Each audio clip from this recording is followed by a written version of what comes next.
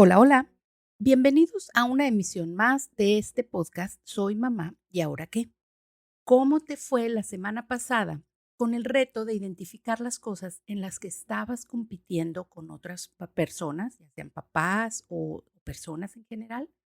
¿Es algo que ya habías concientizado o tal vez es algo que te sorprendió reconocer que estabas haciendo? No importa. Lo importante es que ahora que lo sabes, podrás cuidar de ya no hacerlo y de ser mucho más consciente cuando estés cayendo en ese tipo de prácticas.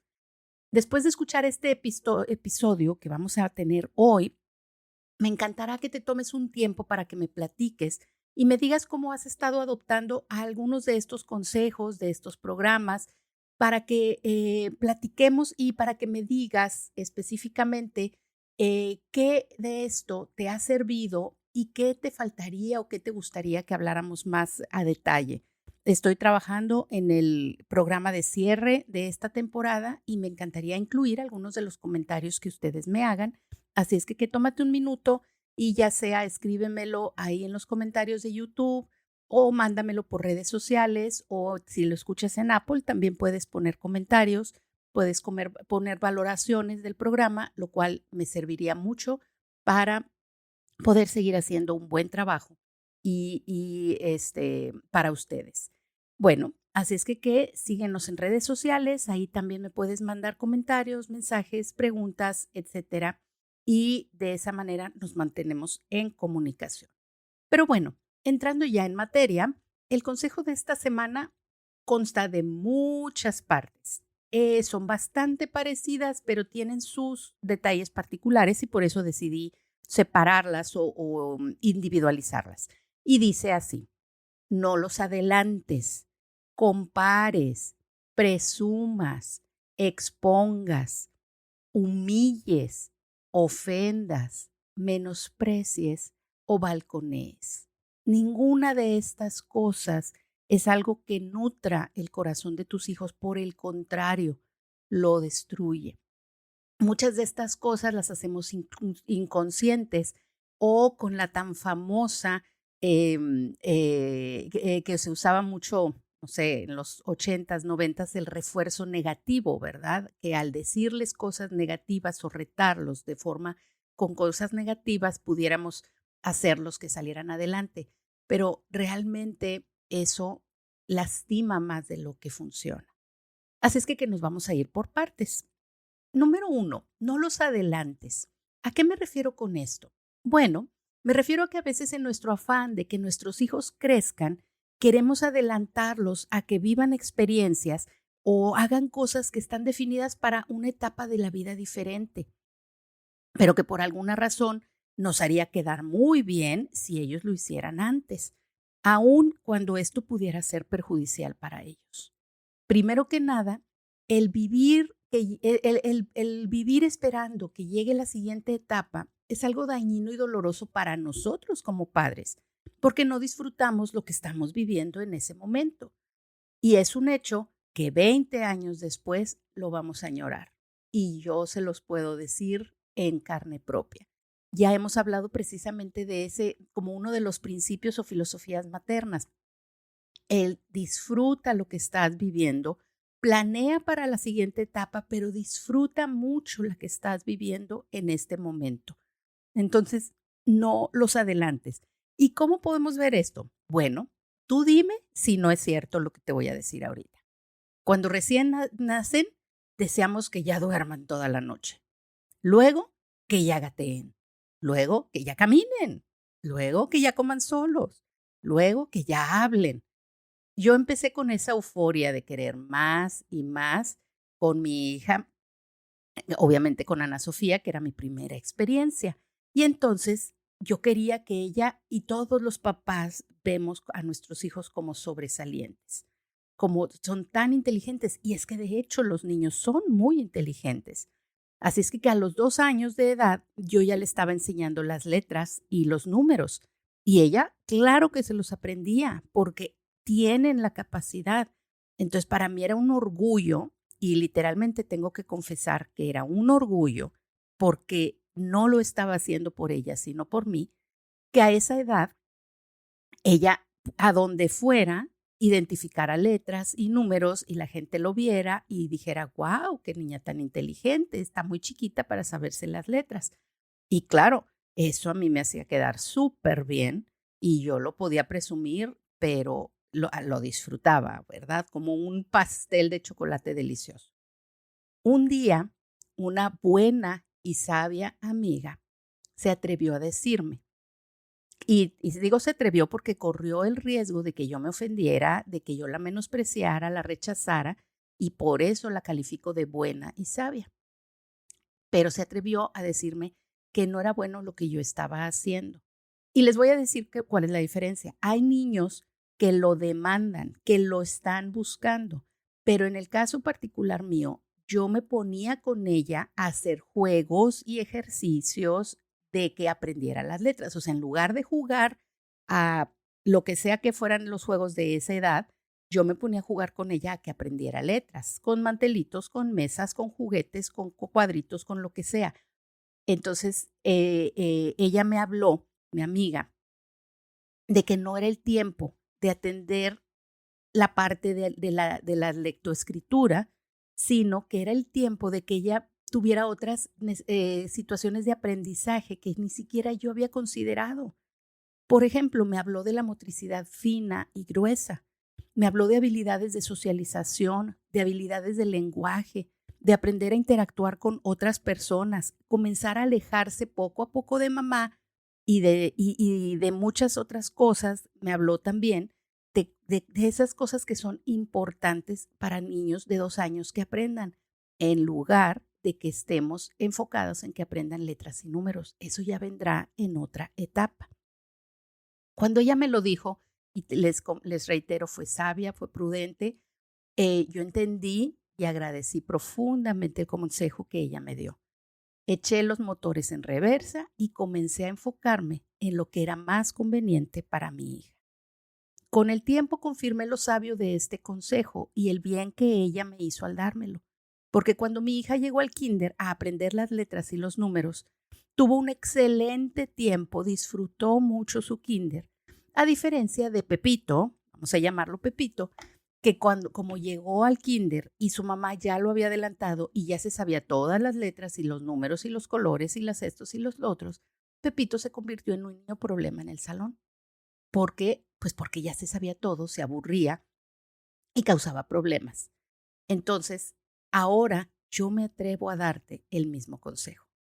Con la ventaja de que no me estoy arriesgando a ver tu reacción, simplemente pues puedes decidir apagar esto y ya no seguir, pero con la confianza de que sabes que lo estoy diciendo por tu bien y me interesas lo suficiente como para hacerlo. Así es que de la misma manera que yo te doy este ejemplo de mi vida, aplica en muchas otras formas de adelantarlos, como lo son con ejercicios que podrían dañar su estructura ósea y su crecimiento. Adelantarlos con el uso de artículos, de ropa, de herramientas, de aparatos, de accesorios, de maquillaje, de zapatos, etcétera, que no son propios para su edad o etapa de vida. Como ya lo hemos dicho en varios episodios, siempre cuida que aquello que tú hagas no sea más centrado en tu propio beneficio o satisfacción que en el de tus hijos, ya sean niños o niñas. Dice Eclesiastés 3:1 en la palabra de Dios que todo tiene su tiempo y todo lo que se quiere tiene su hora. Así es que no comas ansias, el tiempo pasa muy rápido y lo que tú anhelas vivir va a llegar antes de lo que lo piensas, pero enfócate más en disfrutar la etapa que ya está frente a ti ahorita, porque esa, créeme, se va a ir muy rápido. Bueno, vamos a la siguiente. No los compares, no compares a tus hijos con otros. Y esto está muy relacionado con lo que vimos en el episodio anterior, que estuvimos hablando acerca de cómo tú te comparas con otros, ¿verdad? Y además también con no adelantarlos. Es normal entre padres de niños pequeños las comparaciones de avance de su desarrollo, en los dientes, en el habla, en el movimiento, en la atención y en muchos otros aspectos. Y tristemente, algunos padres siguen todavía con la necesidad de comparar a sus hijos toda la vida. No caigas en esa tentación. Los niños tienen diferentes inteligencias y diferentes formas de aprender, por lo que no se puede establecer realmente un patrón de comparación en el proceso de crecimiento, además del daño que les haces y que te causas a ti mismo al hacerlo. Yo me acuerdo específicamente en mi etapa de mis hijos bebés, los comentarios respecto a los dientes, cuántos dientes tenían. Les habían salido de una semana para otra y luego cuántos se les habían caído. Le digo, las etapas van pasando, entonces estuve tan preocupada porque le salieran y luego estábamos muy preocupadas porque se le cayeran y luego otra vez porque y que fueran al mismo ritmo que los demás. Y cuando de repente el niño de mi amigo, de mi amiga, ya tenía sus dientes todos completos y la mía seguía toda chimuela, pues yo decía, ay, la mía qué fea se ve chimuela, o el mío qué feo se ve chimuelo, y el otro qué bonito se ve con todos sus dientes. Entiende, salvo que intervenga la mano del hombre, la salida o caída de los dientes no es algo que nos dé mayor o menor valor como padres o como hijos. Es algo totalmente natural que Dios decidió y tiene su tiempo. Ni mi hijo es más adelantado o mejor porque le salieron los dientes más rápido, ni es más retrasado porque no le han salido. Cada cuerpo tiene su proceso. Y si tu hijo no está en el promedio sano de crecimiento, tu médico te lo va a decir. Y no dejes que tu punto de referencia o de comparación sean tus amigos. Si ya hay una situación médica, tu médico te lo dirá y entonces ya habrá que poner manos a la obra. Mientras tanto, no importa si va más adelante o más atrás.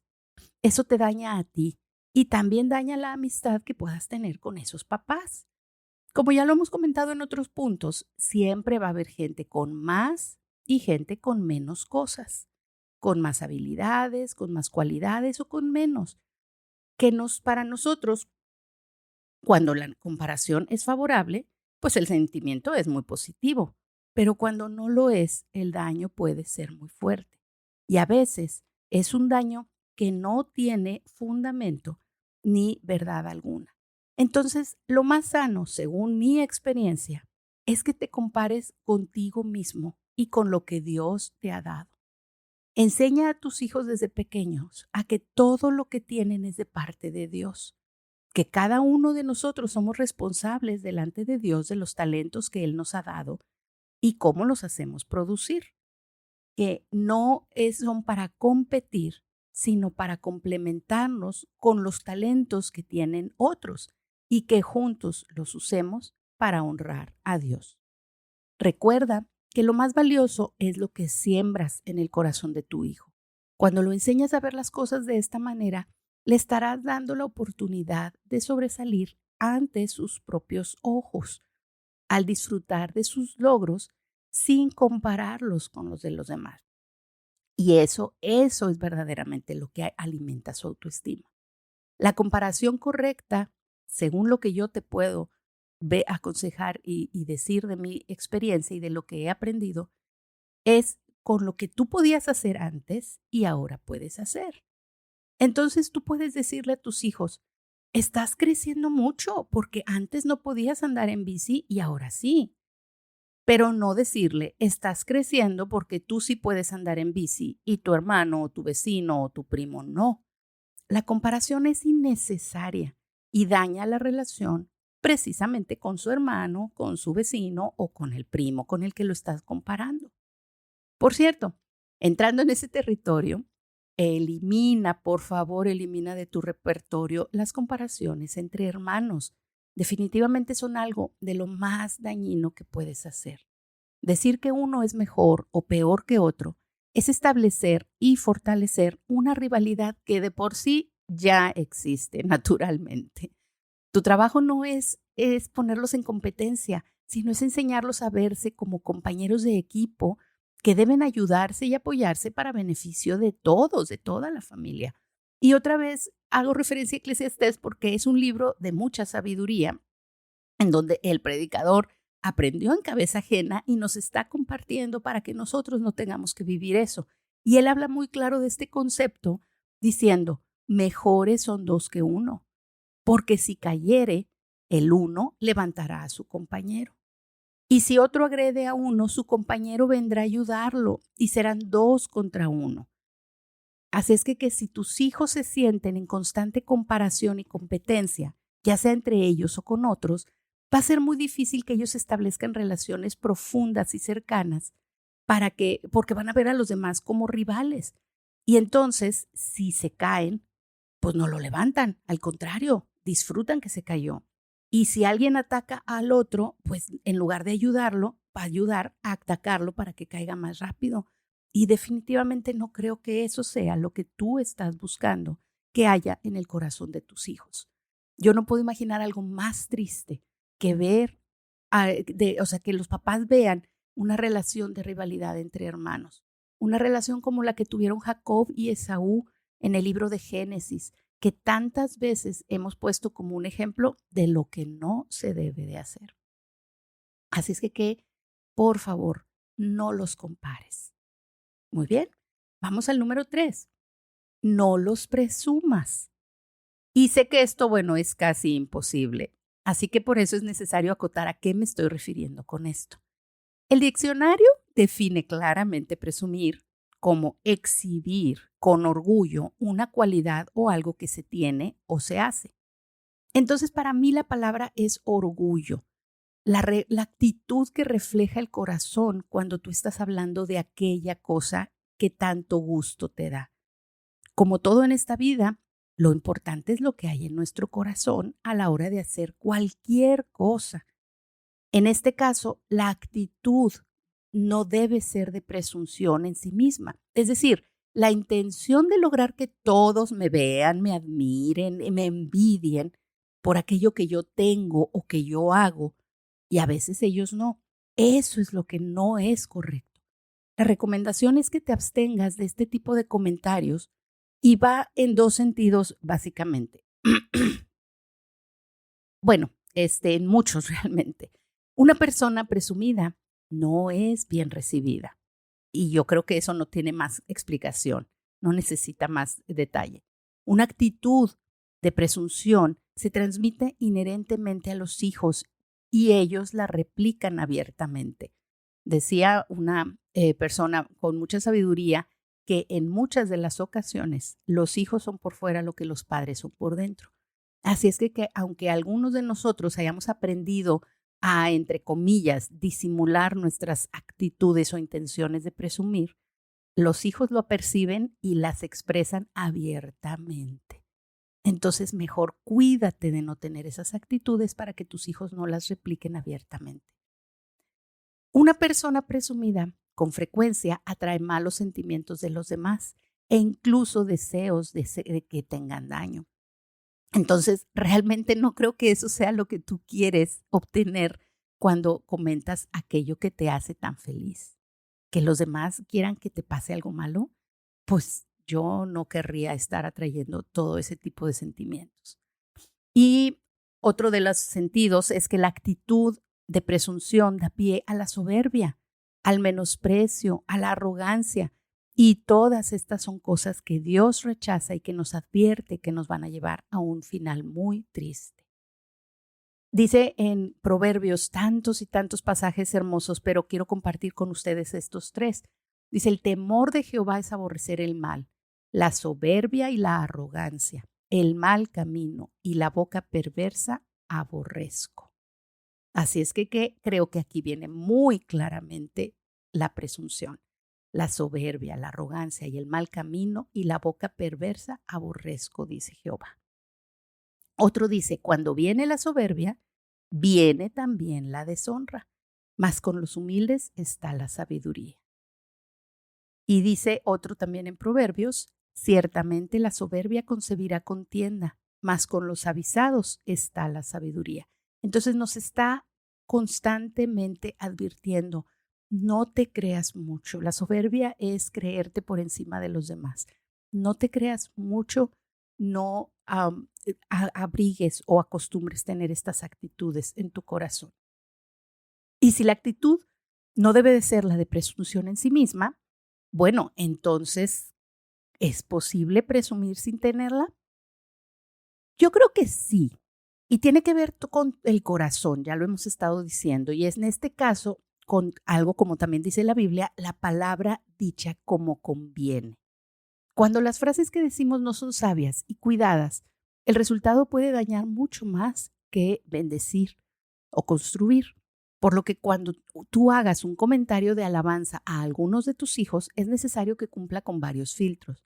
Y tengo que decirte, sí es necesario hacer comentarios de alabanza a nuestros hijos. Ellos los necesitan. Pero cuida que tengan estos filtros. Número 1, no emitas una comparación directa con otra persona.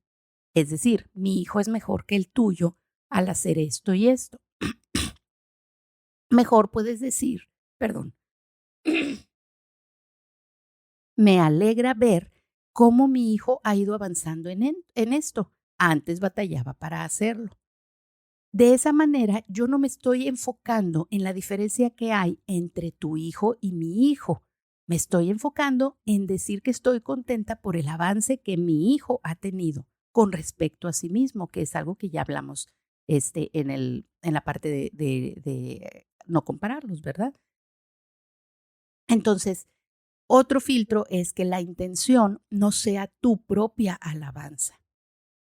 Frases como, qué bien hice o qué bien le enseñé a mi hijo a hacer determinada cosa, porque ahí estás buscando que el reconocimiento sea para ti. Entonces, puedes decir algo como, estoy contenta de cómo mi hijo ha aprendido a hacer esto, a tocar un instrumento, a jugar, a obedecer, a lo que sea. Estoy contenta de cómo él ha aprendido. De esa manera, no estamos buscando la alabanza, sino estamos reconociendo un hecho. Entonces, eso le quita todas esas posibilidades de que lastimemos a otros al tratar de hacer nuestro comentario. Y por último, el otro filtro tiene que ser que tu comentario sea dicho con humildad, para edificación y resaltándolo como una bendición de Dios. Dios le ha dado la habilidad especial a mi hijo para hacer algo como esto. No sé cómo le hace, pero se ha esforzado mucho y lo ha logrado. De esa manera, la alabanza es para mi hijo y para mi hijo sacando o haciendo las cosas, las habilidades que Dios le ha dado. Y entonces, de esa manera, no estoy buscando la gloria mía o el centrarse en mí, sino en que Dios le dio ciertos talentos como a todo el mundo y mi hijo se está esforzando por lograrlo y vale la pena mencionarlo y alegrarme por ello. Es cierto que a veces es conveniente hacer algunos de estos comentarios en donde reconozcamos los avances y los logros de nuestros hijos. E incluso, como les decía hace unas, antes de los filtros, es conveniente que nuestros hijos se escuchen. Eso es parte de su alimento emocional, que ellos escuchen que nosotros comentamos con otros cómo estamos felices de lo que han avanzado, de lo que han logrado, de lo que han aprendido, pero siempre con estos 3 filtros presentes, porque si no, pues vamos a acarrear contienda e ira para con aquellos, o sea, para con nuestros hijos que en verdad queremos beneficiar. Es decir, queremos hacerles un bien, pero cuando no cuidamos la manera en la que lo decimos, podemos convertirlo en el foco de envidias, de agresiones, de malos deseos, que a la larga pueden traerles más daño que bien por el simple comentario que yo hice tal vez sin sabiduría. Al ratito los hijos van a terminar diciendo, ¿sabes qué, mamá? No me ayudes, mejor no digas nada, porque cada vez que tú hablas me causas enemistades, problemas, envidias o qué sé yo. Y esto me lleva a nuestro siguiente punto. No los expongas, porque a veces al presumirlos con la intención de beneficiarlos, realmente los estamos exponiendo a que sean objetos de crítica, desprecio, evaluación, rechazo y obviamente nada de eso lo necesitan ni les conviene. Los ponemos en el exhibidor como para que la gente esté más pendiente de ellos y eso siempre los pone en riesgo de ser heridos. Cada madre debe conocer muy bien a sus hijos, su temperamento, sus necesidades, sus temores y debe de tomar esto en cuenta cuando quiera hacer comentarios sobre ellos, porque si no, los puede exponer a ser heridos, avergonzados, y ese es un daño muy grave que les podemos causar sin querer por ser imprudentes, por a lo mejor solo estar pensando en lo que yo quiero que otros sepan o vean. Y no estoy diciendo que los debemos de tener en una burbuja de cristal, que no deben de exponerse a nada y que debemos de protegerlos como leonas de cualquier crítica o de maltratos que puedan pasar. Eso tampoco es sano. Pero en este caso yo lo que me estoy refiriendo es a que no seamos nosotras las que de una forma inconsciente, al querer beneficiarlos, exponemos a nuestros hijos. Porque tristemente ese es el caso más probable, porque a veces nuestra perspectiva es limitada y no estamos preparadas para apoyarlos y enseñarlos a salir adelante una vez que les causamos estas situaciones conflictivas con otros con nuestros comentarios imprudentes. Exponerlos inútilmente es promoverlos para que de una manera pública hagan cosas de las que no se sienten listos, orgullosos o capaces, solo porque nosotros los padres estamos queriendo que nos hagan ver bien. Seguramente viene a tu mente la típica escena en donde mamá le dice a la hija o al hijo que toque algo en el piano para los invitados y la mamá se llena la boca diciendo cómo ha avanzado y lo talentosa que es su hija. Y en muchos casos la hija se va a sentir más expuesta y traicionada por la mamá que celebrada y orgullosa.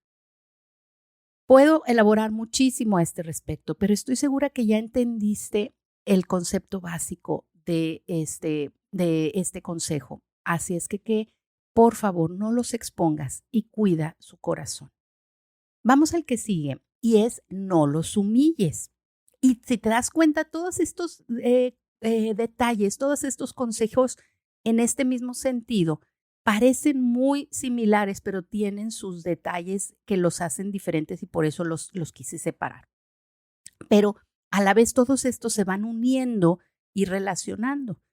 Cada vez que que tú vas tomando en cuenta uno de estos, vas cubriendo otros aspectos del corazón de tu hijo. La humillación puede ser intencional o no intencional y puede venir por exponerlos o por compararlos o incluso por presumirlos. Pero además de todas esas razones, hay una en particular que yo he observado con mucha tristeza.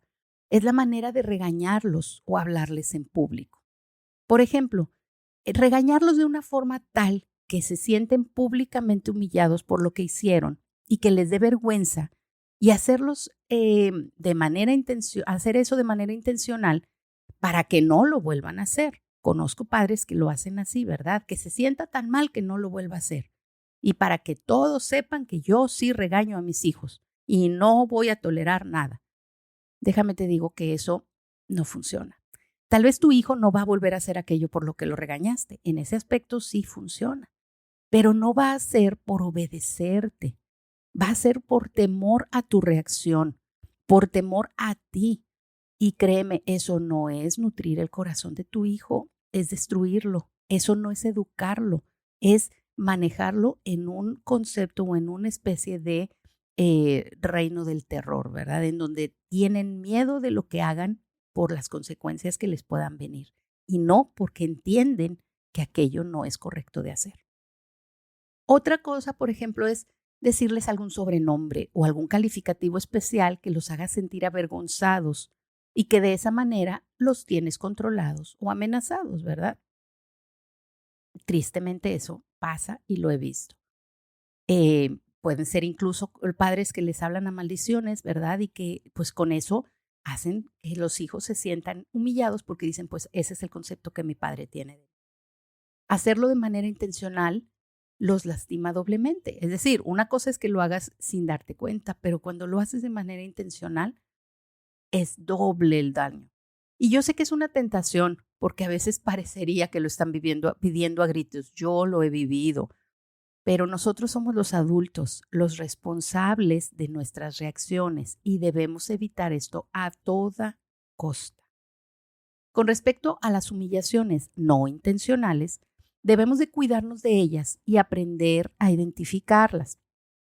Recuerdo que cuando yo era adolescente llegó a la iglesia una familia con hijos cercanos a nuestras edades y los papás tenían apodos o nombres de cariño para sus hijos. Digamos que eran unos apodos raros, no eran ofensivos, no eran alguna cosa que de por sí los distinguiera, pero eran raros y daban pie, obviamente, a muchas derivaciones de las que hacíamos motivo de risa y de burla. No entiendo por qué, pero los papás no se daban cuenta de que cada vez que se referían a estos niños con esos nombres en público, había una serie de risitas y de comentarios tras bambalinas que hacían burla de estos muchachos.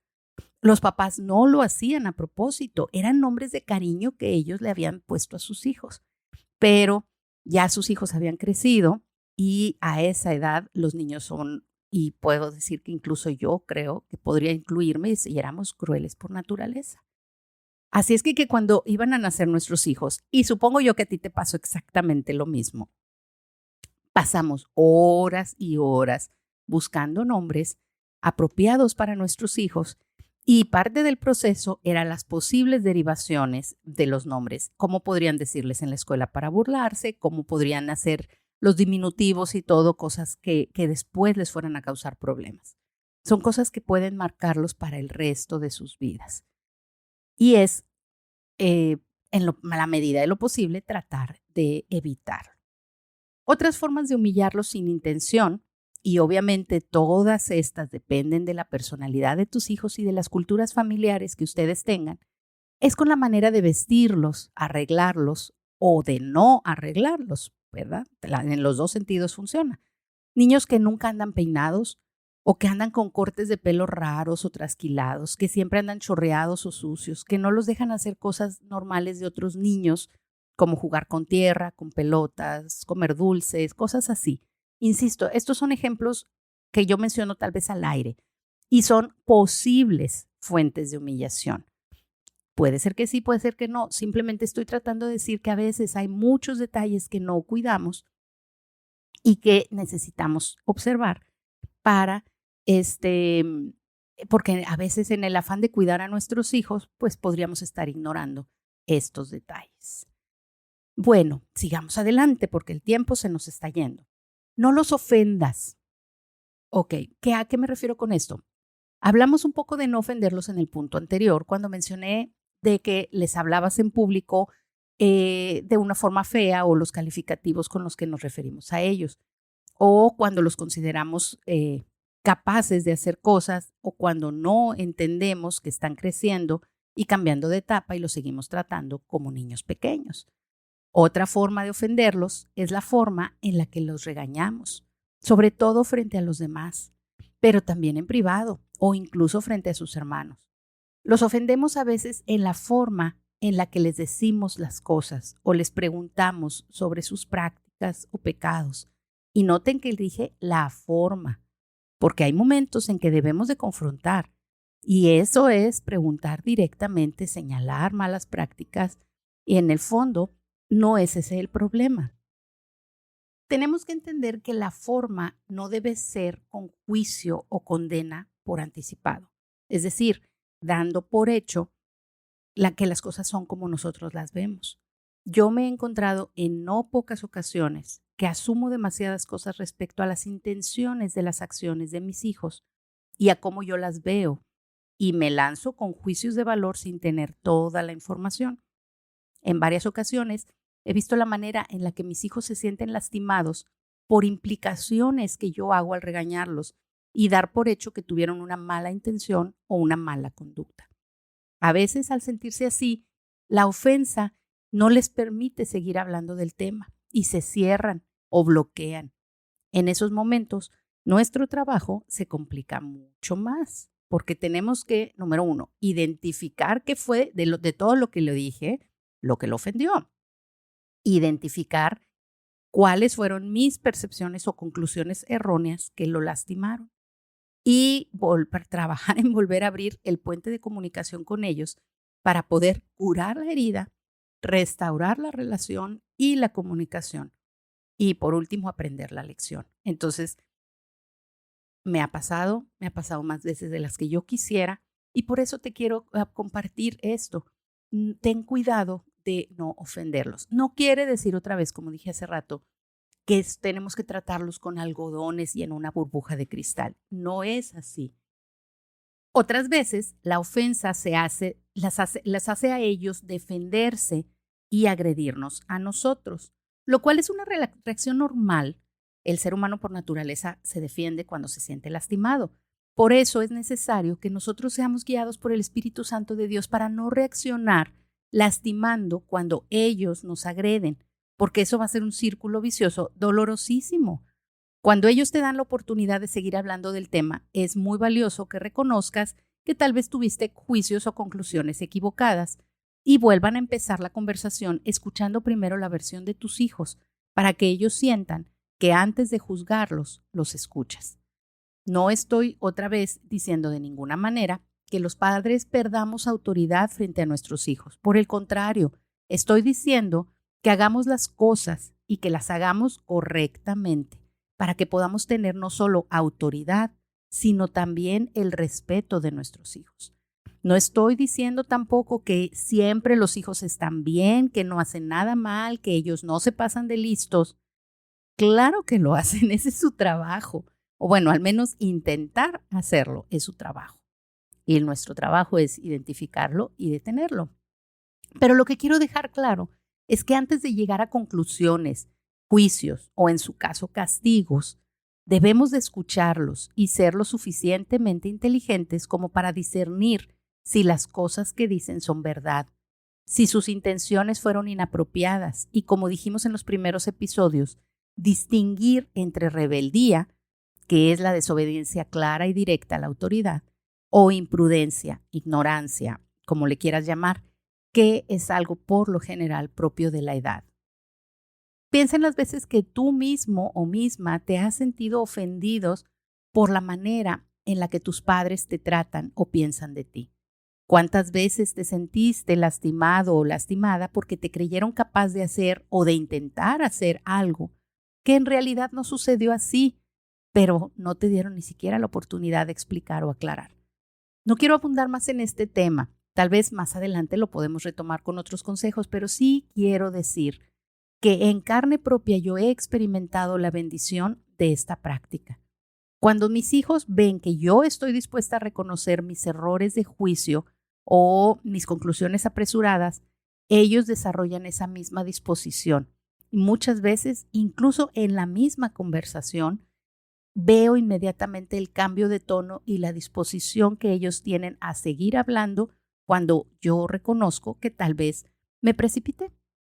Es una posición clave en la que no dejamos de ser autoridad y de tener la última palabra, pero nos disponemos a ver a nuestros hijos a los ojos en el mismo nivel en lugar de verlos desde arriba con una posición lejana e intransigente. Inténtalo a cada etapa y en cada edad, como las aplicaciones y con los ajustes necesarios, pero cuida de no ofender a tus hijos. Vamos a ya terminar casi. No los menosprecies. Menospreciarlos es un concepto que se explica solo, es darles un precio o un valor menor al que realmente tienen, ya sea una persona o a una cosa. Entonces, la forma de menospreciar a tus hijos es con expresiones como no sirves para nada, tú qué vas a poder hacer eso, me conformo con que pases, con que logres, con que apenas hagas algo, y frases en las que estamos diciendo que les vemos poco valor, capacidad o expectativas en nuestros hijos. Menospreciarlos es una de las formas más intensas de lastimar y destruir sus corazones. Y es de las más difíciles de restaurar, porque es muy difícil creer que alguien cambie de forma de vernos. Y además, para los hijos, el concepto que nuestros padres tienen de nosotros es la referencia principal con la que formamos nuestra autoestima. Hace muchos años escuché a una mujer contar cómo su madre jamás le permitió entrar a la cocina a cocinar. Cada vez que esta mujer, desde jovencita, intentaba entrar, su mamá le decía frases como, tú quítate, tú estorbas más de lo que ayudas. Tú no sirves para eso, eres bastante torpe, mejor déjame a mí. deja ese cuchillo, capaz que terminas cortándote y me salas la comida. O frases de ese tipo. De verdad, cuando yo la oía platicarlo, decía, no puede ser. Decía, tú encárgate de lo que sí puedes hacer bien y déjame la cocina a mí. Y frases como esas. Ahora, no dudo que tal vez la muchacha hubiera sido bastante torpe o bastante, pues todos. Yo me acuerdo que yo era bastante torpe e ignorante cuando entraba a la cocina y sobre todo cuando me comparaba con mi mamá o con mi abuela o con, bueno, tantas personas a mi alrededor que cocinan tan delicioso que la verdad es que yo no sé qué tengo que estar haciendo en una cocina. Hasta que me acuerdo que tengo hijos y esposo y entonces me acuerdo que tengo que preparar para ellos.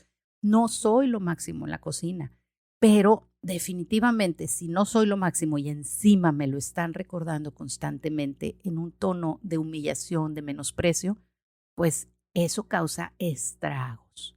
La mujer de la que yo les hablo, ahorita, vaya, no ahorita, cuando ella lo comentaba tenía ya más de 50 años y su madre seguía tratándola de la misma manera. Siempre entonces que se trataba de cocinar, ella se sentía incapaz e inútil. Entonces menospreciar a nuestros hijos definitivamente puede lastimarlos y marcarlos muchísimo. Vamos al que sigue. No los balconees o ventanees.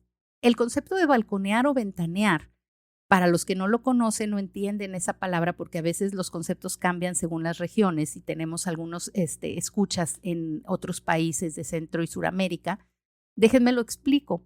Podemos definirlo como el hecho de comentar situaciones o historias de la vida de nuestros hijos sin tomar en cuenta que al comentarlo en público ellos podrían sentirse exhibidos o invadidos en su privacidad.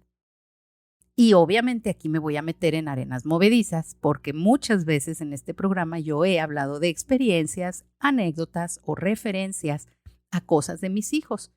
Así que tal vez ustedes me digan, uy, pues deberías empezar a tomar tu propio consejo. Bueno, estás en lo cierto. Y así es precisamente como desarrollé este consejo. Antes yo era mucho más imprudente que ahora, así es que imagínate lo imprudente que yo era. Aprendí a la mala. La diferencia entre compartir mi experiencia y balconear a mis hijos, tuve que aprenderla con varios dolores de cabeza.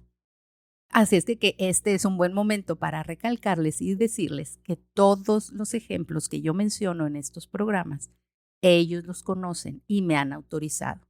Incluso las fotos que subimos en redes, ellos también me han autorizado. De hecho, pues ellos muchas veces son los que lo hacen, ¿verdad? Entienden, ellos me ayudan con todas esas cosas de tecnología. A esta altura, yo ya he sembrado en sus corazones lo suficiente como para que ellos sepan que la intención con la que hago estos comentarios no es para mal de ellos, sino para beneficio de ustedes. Ellos conocen la intención de mi corazón y que yo voy a cuidar definitivamente los detalles que los expongan y que si los llego a exponer, lo hago con cuidado y para poder ser clara en lo que quiero comunicar.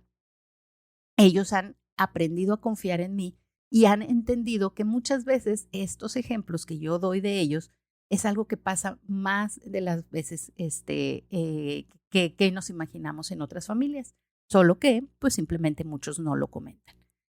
Este asunto de balconear tiene dos vertientes. Por un lado, debemos de entender y considerar la privacidad y el temperamento de cada uno de nuestros hijos. Hay hijos a los que no les afecta tanto y hay otros a los que sí. Y por otro lado, tiene que ver también con el cuidado o descuido de los padres por los sentimientos de los hijos. Al hablar de situaciones que no nos pertenecen como padres, sino que son de nuestros hijos. Entonces no se trata de que jamás podemos contar una historia o hacer alguna referencia de nuestros hijos y de lo que ellos están viviendo, sintiendo o experimentando. Se trata de la forma en la que lo hacemos, del respeto y de la consideración que les mostramos a los hijos al hacerlo. Que sea el mismo que nosotros queremos que ellos tengan para con nosotros. Porque ha habido muchas veces en las que me entero de cosas que nuestros hijos o que que los hijos de otras personas comentan sobre sus padres, que los padres se sienten exhibidos y balconeados. Y entonces no, niño, no tienes que hablar de eso, no tienes que decir no sé qué. Bueno, sabemos que los niños, sobre todo cuando son los niños, pues lo hacen con total inocencia, ¿verdad? Me estoy acordando de muchos ejemplos a la hora de cuidar niños en las edades de 4, 5, 6, 7 años, que ellos platican con toda libertad de las cosas que pasan en su casa. No hay intención mala, entonces yo no puedo enojarme con mi hijo de que platique eso porque sé que no hay una mala intención. Esa es la clave. Mis hijos tienen que saber que no hay una mala intención, pero también mis hijos saben que yo ya tengo la capacidad de discernir cuando es una buena forma, un buen momento de comentar aquello sin exponer a mis hijos. Pero bueno, creo que el punto ya ha quedado más que demostrado, así es que manos a la obra. Vamos a comenzar esta semana a identificar algunas de esas prácticas que tal vez hemos estado haciendo sin darnos cuenta. Recuerda que algunas personas son más reservadas o sensibles que otras y eso también aplica con nuestros hijos. Así es que hagamos los ajustes necesarios para averiguar con nuestros hijos cómo les afecta y cómo podemos hacerlo sin que ellos se sientan lastimados.